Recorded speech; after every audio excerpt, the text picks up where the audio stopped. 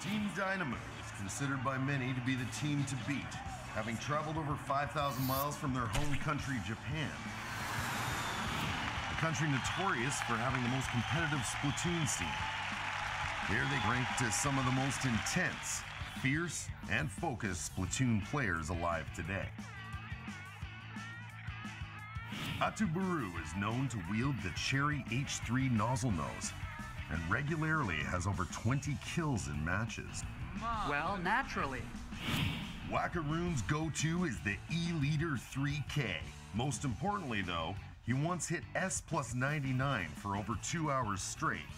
Just so everyone's clear, that's crazy. It was rough, but we were able to continue the score counter until we won for 2 hours.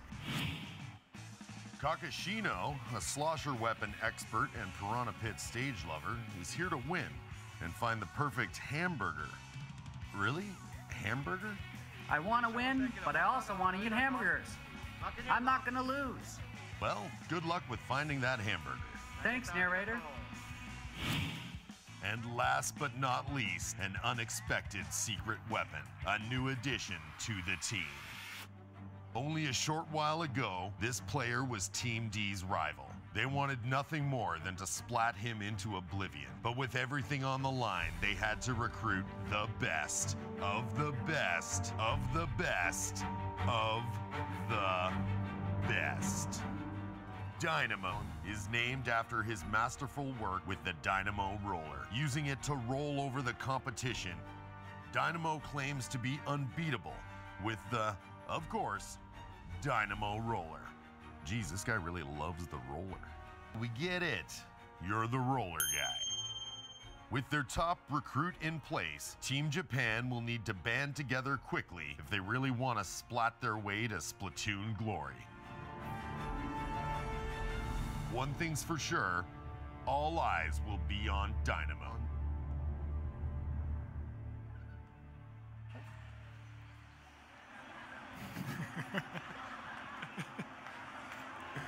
Oh, what a look right there. And Dynamo, no coincidence that they have a player named Dynamon. How did that work together as far as the naming of this team? Yeah, the team was named after Dynamon because they were so impressed with his play. And now he plays on that team, which is really cool. It's like, what a great small world. It's a really tight community of Splatoon players all around the world. And so I think it's really neat that sort of they started being inspired by his play, and now he's part of the team. Dynamo, the #1 seed after round robin play, taking on Rising Moon, the 4th seed after round robin play. And Eric, we're getting set for Tower Control, our first sort of ranked match if you're familiar with the original Splatoon. How is Tower Control this different this time around in Splatoon 2? So Splatoon players will know that Tower Control starts with a tower in the middle of the map. Players get on that and ride it into enemy territory. This time, on the way to your goal, you'll actually have to stop at checkpoints for a number of seconds, giving the opponent a time to catch up and splat you off of that tower. Here's the schedule for the matchups in this best of 5 between Rising Moon and Dynamo. They'll start with Tower Control, then they'll splat some zones. We'll make it rain with the Rainmaker, and a Game 4 if necessary, Turf 4. Game 5 if necessary, we'll go to Rainmaker. I know everyone here would love to see this go 5 rounds. We can't get enough of this Splatoon action. So it looks like the teams are getting set. This is going to be Tower Control on Moray Towers. We explained earlier, Moray Towers now has some rails to help with accessibility. Going to be interesting, Ashley, how some of these new sub-weapons might come into play with Tower Control. Yeah, I mean, that Toxic Mist is going to be key here. It's going to be key here because it's going to slow people down, it's going to take their ink away, and it's going to hopefully help them take back a tower if it's not in control by them. Dynamo in the yellow, Rising Moon in the purple, as Dynamo making the first approach to the tower. Nobody riding it quite yet. We see 3 sets of the Toxic Mist, and Ashley, these players were loving the Toxic Mist, especially in Tower Control.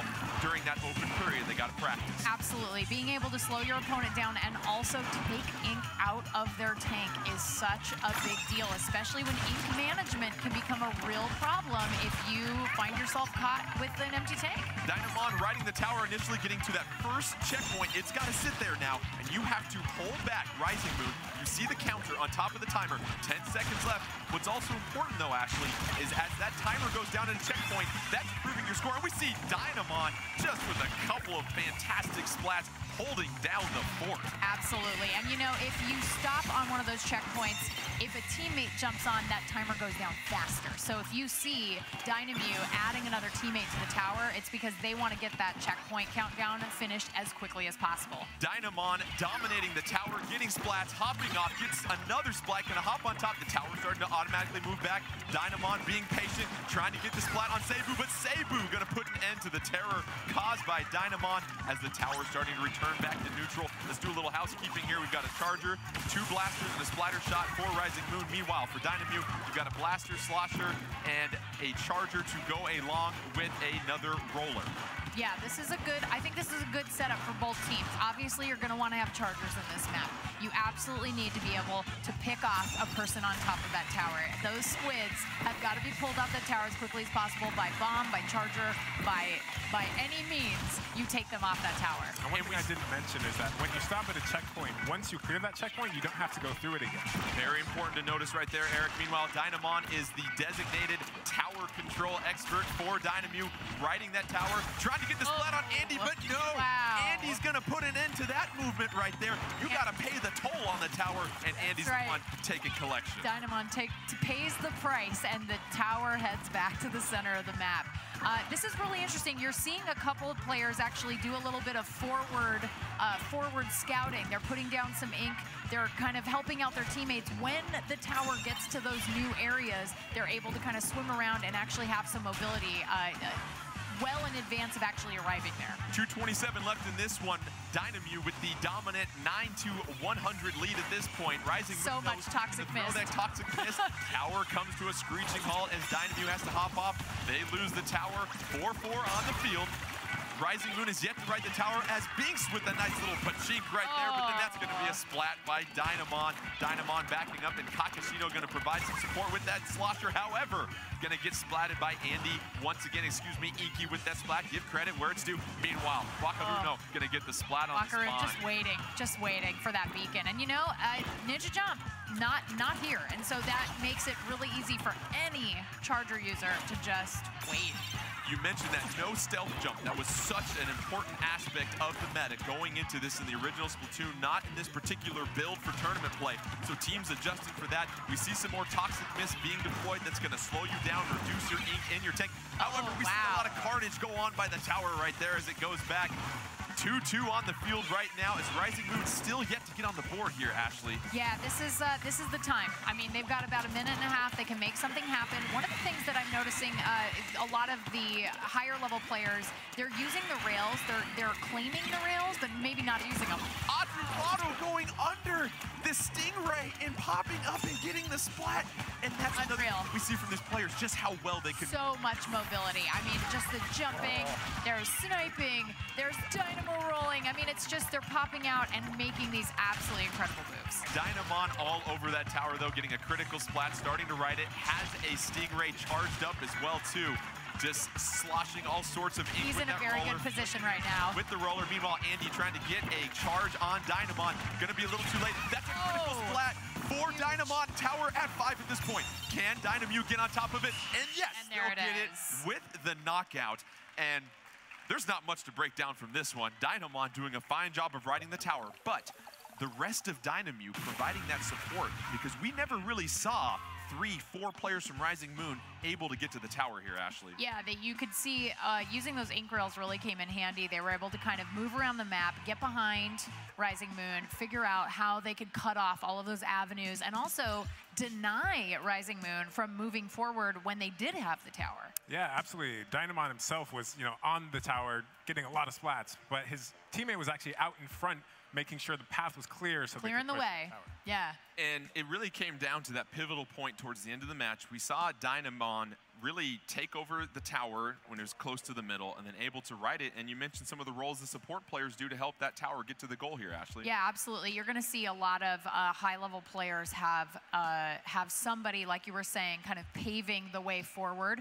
It's always possible you'd have somebody with a more short-range weapon on top of the tower. So obviously Dynamon is a perfect person for tower control to be on there. But then you want somebody with maybe a mid-range weapon or a slosher or something that's going to be able to do a lot of damage damage very quickly to take out those chargers. I mean, Andy was really doing a great job defending there for a while. We just saw that instant replay, and our wonderful production crew, we're going to try and roll that up for you again, because this match was truly decided by that fantastic play by Dynamon at the end. And right here, Dynamon on top of the tower, Eric. And usually when you're at the tower, you're this close, you want to ride it to victory. But Dynamon hopping up and getting the splat mid-air with the flick, and that was all it needed to close this one out. Yeah, especially they were already in the lead. You saw at that point they had pushed it to about 9, so they were like 9 units away from the goal. They just needed to play defensively because they're up. Their opponent didn't actually push the tower at all. I mean, they were still at 100. So whoever has the lower score there, even if they don't get the knockout, if time expires, whoever has that lowest score is going to win. Well, what was interesting at the tail end of that replay, you saw a splashdown being used. And what's different about these specials that was utilized so much in Tower Control in the original version, there's no invincibility specials this time around, Ashley. There's no bubbler. There's no Kraken this time. This is a no Kraken zone, everybody. You can't just ride that for the final 10 seconds to victory. You've got to be much more offensively minded. Yeah, this is the thing I love about how this tournament is set up. There is no invincibility. You're not going to be in that position. I know you guys at Ink TV know what I'm talking about. When you see somebody get that, pop a Kraken and ride that tower in, and there is nothing that you can do about it. That is not the case here. They absolutely have every opportunity to be able to take that tower back. And we saw while they were practicing, sometimes they'd retake the tower at 1 and ride it all the way back and take a victory. Anything can happen. So we just got done with Tower Control, our first game in this best of 5. That was taken by Dynamew. Let's get set for some splat zones here. It's going to be at Inkblot Art Academy, this new stage that we talked about. And when you get to splat zones, the difference between elite players and players more so getting introduced to the game. Yeah. The elite players talk about once you get that splat zone covered, Ashley, you want to treat that splat zone like the floor is lava. You want to get out of there and make sure you've got your ink in there, but then also keep the opposing team and find some positions to flank them from. That's right. Maybe don't keep all 4 of your teammates inside the splat zone. That's a key strategy for anybody out there. Let's get this splat zone started on Inkblot Art Academy. Both teams making a push for the zone right now. Dynamew in the blue, Rising Moon in the green. Dynamew going to go with that Splatter Shot Pro. Up 2. Slosher, Charger, and the Roller. Meanwhile, you've got Rising Moon in the green with the Charger, Octobrush, Slosher, and Splatter Shot.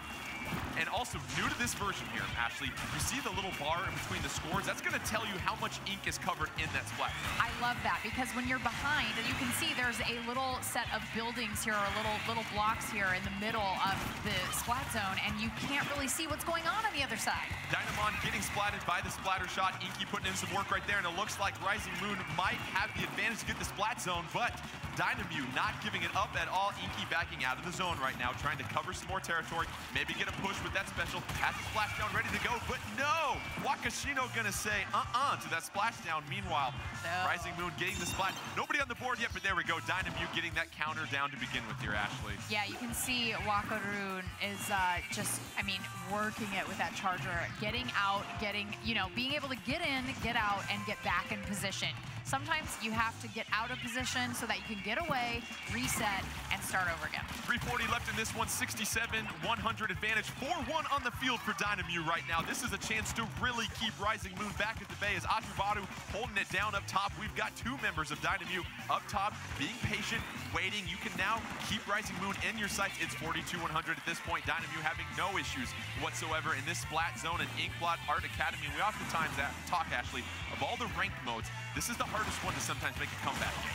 Yeah, this is a tough one to make a comeback in, just because once you establish that you own that splat zone, it is tough to take it back. Seibu gonna take control of the airspace with that inkjet though, and this could be a huge turn of events if Rising Moon can get the territory. There they go. That's a 66-second penalty on Dynamew. That's gonna go ahead and put Rising Moon in this game and give them a chance. However, they've got quite the deficit. It's 83-14, 2:48 left in this one. 4-3 advantage on the field. Rising Moon, that counter's going down right now, Ashley. And you can see Seibu and Inky are moving forward, trying to even just keep them from getting to that main splat zone, just because, hey, we're going to put down some paint, we're going to keep you from getting here, just so it's going to take you a little bit of extra time so that we can try to make something happen. Dynamew now in control. They're going to tack on a 35-second penalty to Rising Moon, but they still have to take out a lot of time before their score can improve. 4-3 on the field right now for Dynamew. Wakaroon on top of an ink-proof surface right there, but gonna navigate with a little bit of leverage, throw down a splat bomb, keep at base, got some help right there with the teammate. Meanwhile, gonna start to creep into Rising Moon territory, looking back and try and zone things out. And right now, Dynamute, no issues whatsoever holding down the splat zone. No, not at all. I mean, Kakashino just got splatted by Andy with that charger. Andy's really going out there and making stuff happen. But you can see Stingray really popular on this particular map.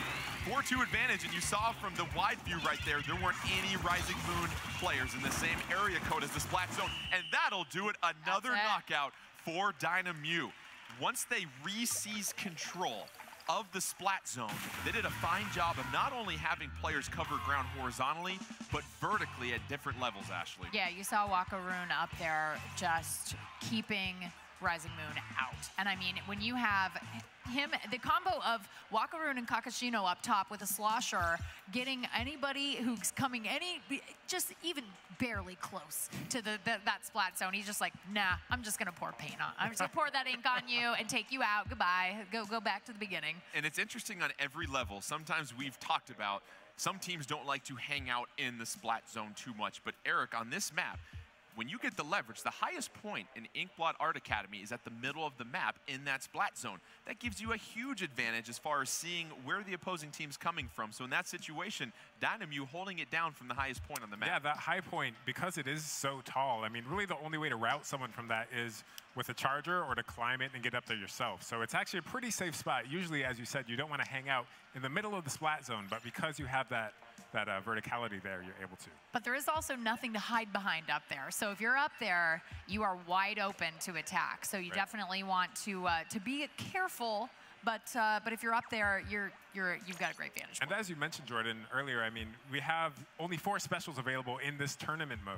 So what you can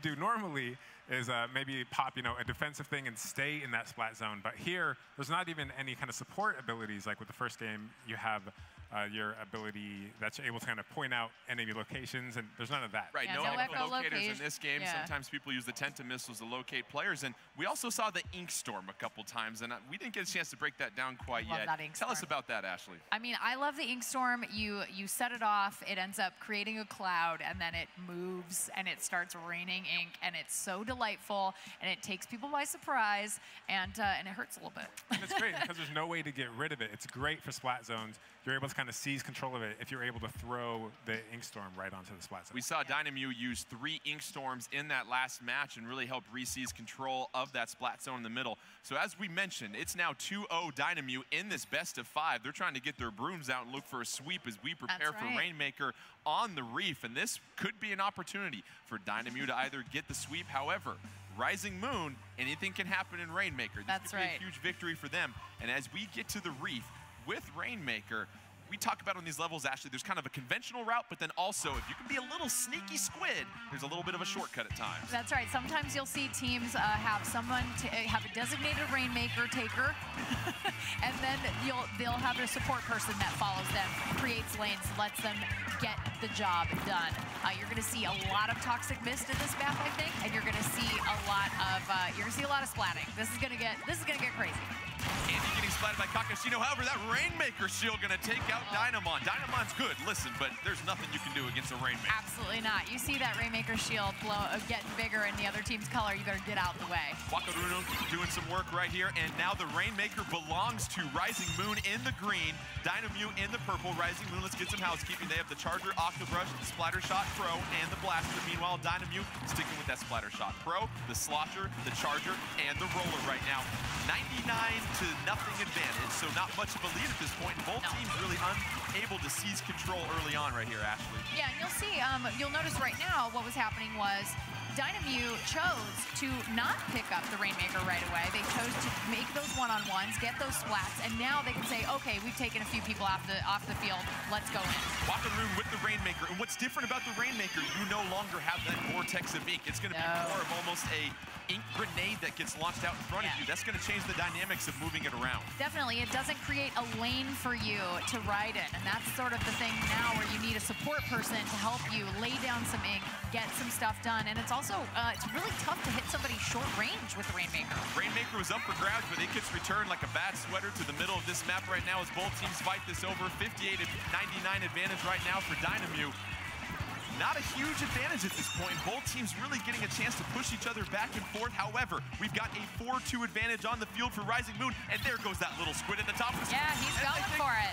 However, a splat right here is going to put a stop to the Rainmaker as Dynamu's trying to get it, but here goes Seibu. Inking that shield with the brush right now. And a splat, however, by the Stingray with Wakaru. That Stingray doesn't feel good. That Stingray to the face doesn't feel good at all. Nobody likes that. Autobaro picks up the Rainmaker, but we have an Ink Storm. I love that storm. It's so great. That Ink Storm going to make things a little difficult. There's the cloud, not a forecast that Dynamo wants to deal with right now, but Atubaru right now with the Rainmaker trying to advance. However, excellent charge shot by Andy. Andy putting the brakes on the Rainmaker as right now Rising Moon 35-58 advantage. 4-2 on the field, though, for Dynamo. They can make a little bit of a push as the Rainmaker in the middle of the map here, actually. Yeah, they've got 3 of them right there with the Rainmaker. They're going to try to take out Andy with that charger. I mean, I think that he is the most dangerous man on the field for Dynamo. Oh, Double splash right here by with the Rainmaker. It is 3-1 on the field. Oh, Wakaroon going to go for the slam dunk. Nothing in his way. However, that splat bomb might get him. Wakaroon with DeAndre Jordan to finish it right there. Impressive victory. And we saw it right there, actually, the ability of Dynamo to get that double splat deep into Rising Moon territory, and that will conclude it with a sweep. Yeah, if you're looking down the barrel of the Rainmaker and you've got a teammate next to you, get away from your teammate. Get away from your teammate. Run for it. The final 15 seconds of this match, so much happening, and you saw Dynamo get to the goal and almost get taken out by a splat bomb, and really being able to navigate those ramps and the verticality, so impressive by Dynamo. You see the team effort right here. Wakaroon going to back up. Here comes that critical double splat. That's going to clear the way right there, Eric. And Eric, Wakaroon being very careful. Notice how able to jump over that green ink, the maneuverability we oftentimes like to highlight. Very, very good.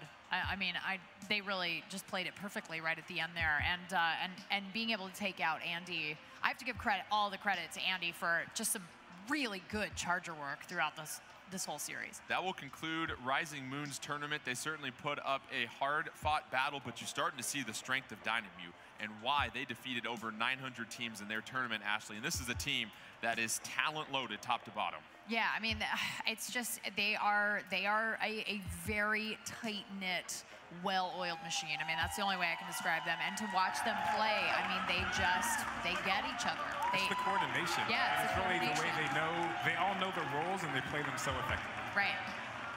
So as we get set for our second set of elimination matches, it'll be the blue-ringed Octolings from Australia/New Zealand taking on Deadbeat from the USA. Let's take a closer look at Deadbeat and their journey here.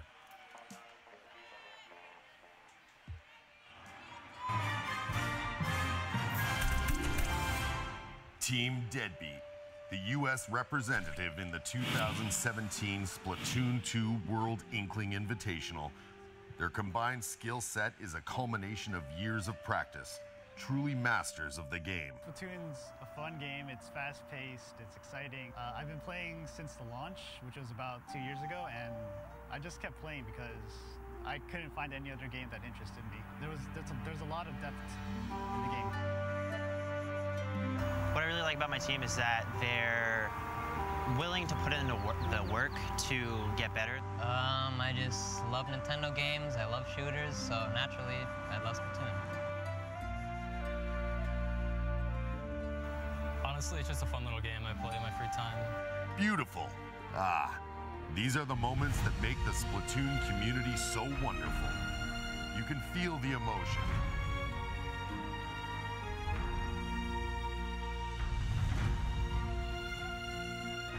These 4 teammates get to know each other. The world waits with bated breath to see if they will bring the ink.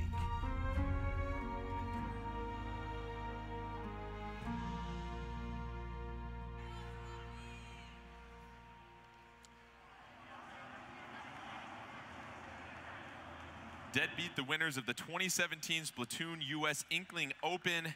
And Eric, we just got done watching the NBA Finals yesterday. We did. Golden State Warriors go 16-1 throughout the playoffs. Deadbeat, they go 16-1 throughout the US Inkling Open, so it shows you how dominant of a team they were in North America. Absolutely. You know, going into this tournament, I was like, man, Deadbeat all the way.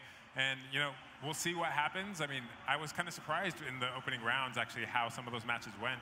But, you know, anything can happen. But you know, Witt says he learns from watching his own mistakes, and Tim loves tower control, and I mean, Hexen loves splat zones. So this is a team that I think is really excited to get into this next round and really get out there and have some chances to do something in different modes. Yeah, Eric, Golden State goes 16-1, Deadbeat goes 16-1. No word on if Kevin Durant will join Deadbeat in the offseason, though. But as we get set for tower control here, you and your sports ball jokes. Teams have done such a good job of being able to push the tower forward, but also ink the territory in front of them. And it comes down to that core principle, territory control. What are some of the things these teams are looking for as they're moving the tower and they want to make sure they give a path for their team?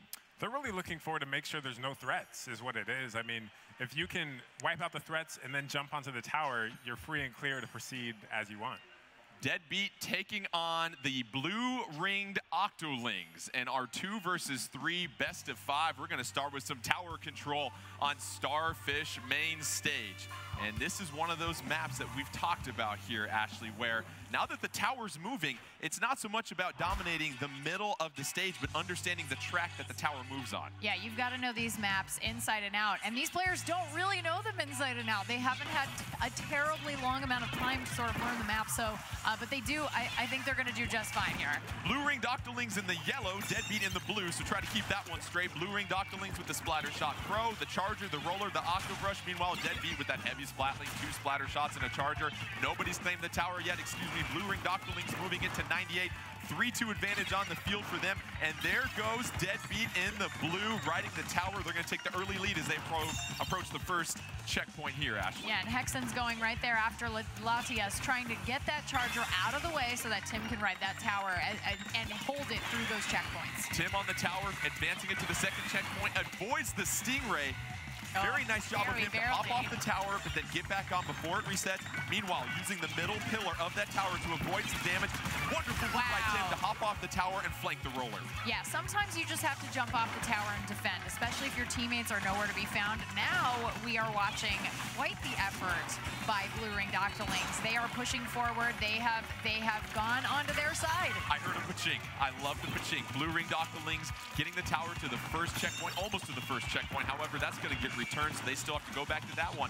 They didn't clear it. Meanwhile, Hexen trying to just get as much of the turf covered as he avoids an auto bomb, using those splat bombs, create a little bit of ink to move around, has a splash down, charge ready to go, but no! Latias with an unbelievable charge shot from afar. So good with those charge shots. That's the thing you're going to see on main stage. You're going to see a lot of charging action. You're going to see a lot of POV, a lot of high ground advantage, no matter if you're on the tower or somewhere else on the map. Witt using the sprinkler after the splashdown to seize control of the tower. It's going to return back to normal. Nobody claiming that in the middle quite yet. Meanwhile, Deadbeat trying to get a little bit of a push into blue-ringed Octoling territory. Hexen going to back up. Oh, there's a surprise Stingray that you avoid. Very nice avoidance by Hexen. Dealing with a little bit of paint. Just ink coming down from the slosher right now. Meanwhile, SpongeBob going to get splatted right there. And there is that ink storm right now on the field. The rain is coming down. They want to keep them out. But you know what? It didn't work. And Hexen, though, getting taken off the tower, so it's just sitting there all by itself, waiting for somebody like Bicky Bird to come in and jump on and take it over. Bicky Bird riding the tower. It goes back to the middle. However, Tim's going to get splatted by Bicky Bird and that Octobrush. Bicky Bird trying to do some work. An Inkjet ready to go whenever she wants it. Making sure to cover some territory, though, Ashley, not just rushing straight to that tower. That's right. So because they want to have these exit lanes, especially because there's so much toxic mist going around, you want to make sure that the ground is covered before you start making your push to get on the tower, because that toxic mist is going to hurt, and also it's going to slow you down. It's going to take down your ink. We talked about the leverage flanking points that you can take in the middle of this stage as power, using that heavy splatling to get the splat from above. And now, Deadbeat back on the tower. They want to push it to the second checkpoint and increase their lead over blue-ringed Octolings. Yeah, you can see Power is actually just inking all of the areas in which blue-ringed Octolings can find a way in.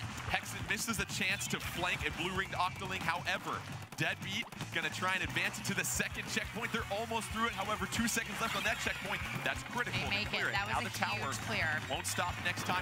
1:30 left, 4-3 advantage on the field. 3 specials. They're going to the third checkpoint. What do they have to do here, Ashley, to get past? They've got to defend, and it looks like they're doing a really good job. Maddie Kuma gets stuck inside that ink storm. I mean, the Toxic Mist is so tough to survive, and there's the game. Deadbeat riding the tower, able to avoid a couple of flanking opportunities from blue-ringed Octolings. And we talk about the teamwork, making sure you communicate and you have your teammates there to help clear the way for the tower. That's right. Sometimes if you're not communicating, you might not even know. If you're the designated lane pusher, you might not even know the tower's so close to the end of the game. And so to be able to say, oh gosh, hey guys, we all got to come back. That's tough. Especially when they're really pushing that tower pretty fast. We saw Deadbeat really get that initial lead, and Eric, there wasn't really a lot of opportunities that match for the blue-ringed Octolings to kind of get past that first checkpoint, and that's the variable of checkpoints now. You don't just get 4 open lanes of freeway to ride that tower. You've got to stop and slow down, and when you stop and slow down, you expose your team.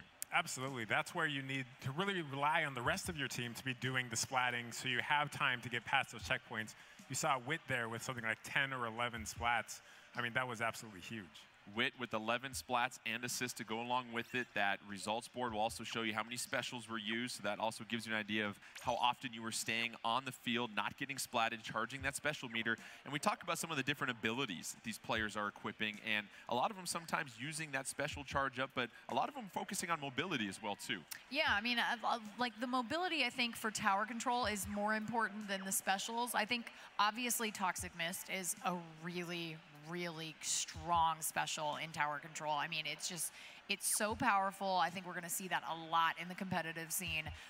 But yeah, mobility, being able to jump on the, get on the tower, ride the side of the tower, jump off the tower and defend, get back on the tower. I mean, if you are really good at being mobile and jumping and avoiding and dodging, especially chargers like Latias, you're in good shape. Well, we saw that a lot of Stingrays being deployed, and these players doing a fine job of avoiding them, and you see them coming from surprise angles as well too, so very impressive. And so as we get set for this match, we're going to have splat zones on Muscle Forge Fitness, and we talk about that rock climbing pyramid in the middle of this map.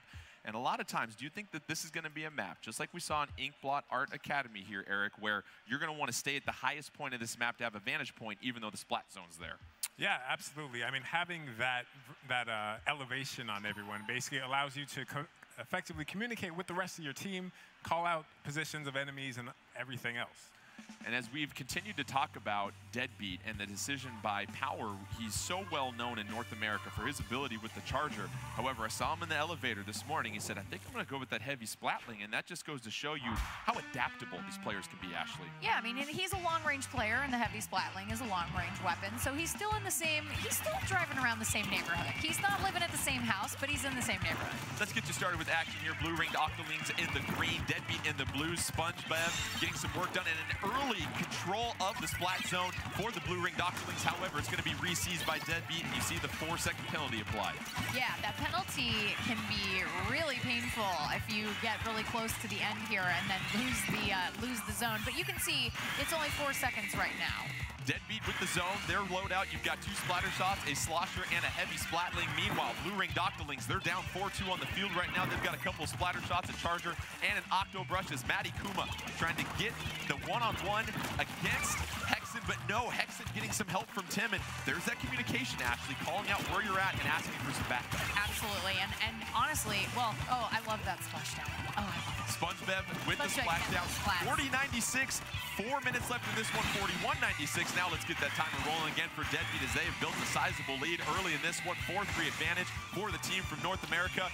Meanwhile, they've got the majority of that splat zone coverage. You can see that on that icon up top, 20-96. And for Deadbeat is kind of what we saw on Inkblot Art Academy, sitting at the top and forcing everyone away from the zone. Indeed, and once you have that splat zone, as you can see right now, it is hard to take back. 3, 2, and 1, and that will do it in decisive fashion. Nice, tidy work by Deadbeat. Valiant effort by blue-ringed Octolings in that map, but Deadbeat really seems to be on the same page now, Ashley, and dialed in. Yeah, they're dialed in. I mean, that was the thing we talked about. I mean, maybe there's a little bit of tournament jitters. You got to get out, right? So it's nervous. You guys fresh today. You guys are staying fresh out in the audience. That could be, it's a little scary playing in front of so many people. Thank you. Well, we talked about the 16-1 record Deadbeat had in the U.S. Inkling Open. Their only loss in a match was Turf War. They went undefeated through all the other ranked matches, and so now that we've seen them in tower control and splat zones, they've really done a fine job of holding it down, Eric. Absolutely. One thing I want to point out really quick is that when the game is released, you can actually use the spectator mode that I'm using in private battles yourself. So you can, if people out there, if you want to host your own tournaments, you can actually use this to kind of follow the action with the camera. And if you practice enough, you might be as good as Eric. Yeah, Eric's doing a fine job with that camera work, giving a chance to really see where both the teams are. So right now, you've got Deadbeat with the 2-0 advantage. If they get this victory, it's a sweep of the Blue Ring Doctorlings, and they'll take on Dynamo. However, Blue Ring Doctorlings, they've played very solidly. Just couldn't really swing the momentum these last 2 ranked matches. We've got Rainmaker now. If you're the Blue Ring Doctorlings, what do you want to focus in on as you get set for this match that'll be played at Inkblot Art Academy? I mean, I think I would expect Latias to have a charger. I would imagine that is going to be a very key part of their strategy to try to pick off people who try to run up and take the Rainmaker away. I definitely want to see more. I definitely want to see more slosher action from Wit. But if they can neutralize, I think, a slosher, and also I think if they can stay away from Power's heavy splatling, they might be in good shape here. Let's get set for our 3rd match in this best of 5 between Deadbeat and Blue Ringed Octolings. Octolings inking for their squid lives as they are down 2-0. Meanwhile, Deadbeat tried to get the sweep and move on to the finals against Dynamo. Deadbeat going to be in the magenta. They're going to be with a loadout of 2 splatter shots, a slosher and a heavy splatling. Meanwhile, the Blue Ringed Octolings in the turquoise. You've got a splatter shot, Octobrush, splatter shot pro, and a charger to get things started. Let's take a look at SpongeBev. SpongeBev trying to go around, get the flank on Hexen. Fine job right there. Done. And that's going to be a bursted Rainmaker shield, and off to the races is Blue Ring Doctorlings early in this one. Yeah, and you're going to see Maddie Kuma working that Rainmaker, but also SpongeBob making that lane, getting ahead. You can see right up there, making a lane, trying to make things happen for Maddie Kuma, make it a little bit easier for her to get some splats. In a lot of these maps in Rainmaker, you are rewarded for going vertical. However, Deadbeat getting the fine splat on the Rainmaker, that's going to reset it back near the middle, though. Not a whole lot of push on the length of the map acquired by Blue Ring Doctorlings right there. They have the 72-0 advantage, 4-3 on the field for Deadbeat at this time. Yeah, I think they've tried twice to get up this map here, and it's not working out too well for them. So I think maybe the next time they pick up the Rainmaker, we're going to see a little bit of a different strategy. Rainmaker up for grabs, nobody quite ready to grab it yet, and you want to make sure, Ashley, a lot of times we're seeing these teams show a lot of patience as far as not approaching the goal, the result, the most important thing of this map until they make sure that they've got turf covered where they need to go. Absolutely, and right now you're seeing Hexen trying to make a splashdown over on Latias because that's a key person to keep away from shooting at the Rainmaker. Wit's going to pick up the Rainmaker and go along the side in some area that has not been explored by Ink quite yet. However, the Blue Ringed Octolings converge on Wit and get the splat by the Stingray, 83-66. Rainmaker in one of those tight little corners, so expect a lot of action right there, Ashley. Yeah, Latias really taking that long-range Stingray. She's at the spawn point.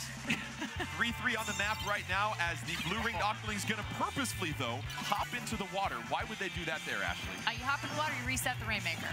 That's right back to the middle. It moves there instantly, and so it's much quicker to just go ahead and sacrifice the squid and get that Rainmaker back in the middle. Right now, we see a lot of the action at the top of the map, but here comes Deadbeat with that Rainmaker. Oh, and great defense by Blue Ringed Octolings, doing a fine job of sort of reading where Deadbeat wanted to go with that Rainmaker. Absolutely. I think that was the exact opposite of where they tried to go with the Rainmaker, and so I think both teams trying to take the same strategy, but you know, without that slosher, Wit was the one carrying that Rainmaker. Without that slosher, that is tough to move forward. And Deadbeat going to move into the lead, 55-66 by seizing the Rainmaker right there. SpongeBob going to go ahead and get the splat. And Ashley, sometimes we see these matches that are so back and forth, it's all about getting that critical extra 5 or 10 points to your score to get the advantage when you run out of time. It is. This is really close, and I think if Blue Ring Octolings can move it just 10 more points, they'll be right there with them. And we have 2 minutes left, so anything can happen. Once again, you see the patience by Blue Ring Octolings. They're going to go ahead and let that Rainmaker reset and just make sure they don't let anybody get behind them. Latias, with that charger, doing a fine job of not giving up the back end to their team. Really great job of keeping an eye on all of Deadbeat, making sure no one can get around back and splat Splatter teammates. That's the last thing you want. And Wit being patient, trying to make sure they've got an advantage on the field. A couple specials ready to go. It's now 3-3-3 specials on the field for Deadbeat. Here come a couple of Tenta missiles raining down on the blue ring Doctoling. No splat there. Oh, there's a splat. However, Tim gets it on Matty Kuma. We've got 2-2 on the field. Minute 30 left, 55-66 advantage Deadbeat. They're trying to burst that Rainmaker shield. And you notice there's an ink-proof ramp right there. That's going to slow things down, Ashley. Yeah, you're going to be popping up from that and having to walk up, which is really tough to do if you have the Rainmaker. 66-55 advantage Deadbeat. 1:16 left, 2-2 on the field at this point. Matty Kuma trying to keep Deadbeat away from that Rainmaker. Latia's just going to go and try and get it out of there, feeling the pressure from Deadbeat. Deadbeat putting some pressure. Tim with the critical splat. Tim with 2 critical splats right there. And the splashdown. That could be huge to help Deadbeat. Deadbeat going for the slam dunk. However, it's going to get stopped by Blue Ring Octolings. 55 seconds left. And Tim with an incredible individual effort to help push that Rainmaker. It might have been a little bit of a, maybe a little bit of a mistake for Latias to take the Rainmaker and actually be hesitant and move backwards because she actually brought it closer to the goal. Rainmaker shield going to get Hexen, and Matty Kuma's going to have to move quickly with that Rainmaker. Oh, getting some communication on the map saying, this way, let's go. I've got an avenue for you. And Blue Ring Octolings trying to go, but no, getting flanked by Tim. Tim coming from behind, getting the splat. 24 seconds left, 66-15. Deadbeat with the advantage. A victory here gives them the sweep, allows them to move on to the finals against Dynamute. A couple specials ready to go for Deadbeat. 13 seconds left. Let's finish this one out here. Deadbeat, all they have to do is play some defense, protect that Rainmaker at all costs. However, SpongeBob has a chance to force this thing into overtime. SpongeBob has to bust the shield. Can they do it in time? Yes, we're headed to overtime, 66-15, but no! Oh, they at the last second. Deadbeat. At the last second. Able to secure it at the end. Blue Ring Octolings, wonderful effort.